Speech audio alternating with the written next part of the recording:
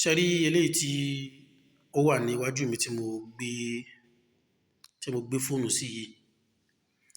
Mo máa ń sọ fáwọn èèyàn pé kò dìgbà téèyàn bá ń wá nǹkan burúkú kiri kéèyàn tó mọ níláárí ń diṣẹ́ èèyàn, máa gbẹ̀mí èèyàn nítorí pé o fẹ́ ṣoṣólẹ̀.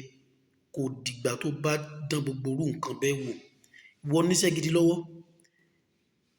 gidi lọ́wọ́, bá mi dán iṣẹ́ kékeré wò. Orógbó kan, ewé làpálàpá kan tó jẹ́ funfun, ẹ wá gún méjèèjì papọ̀ pẹ̀lú ọṣẹ dúdú pẹ̀lú kànbílálà. Tẹ́ bá ti wá gún tán, tẹ́ bá ti fẹ́ wẹ̀ ẹ wẹ̀ láàárọ̀ tàbí ní alẹ́, ẹ fi epo pupa ẹ fi para. Tẹ́ bá ti fi epo pupa tẹ́ fi para, so kẹ́ wá wẹ̀. Ẹ lè ṣe bẹ́ẹ̀ lọ́nà mẹ́ta.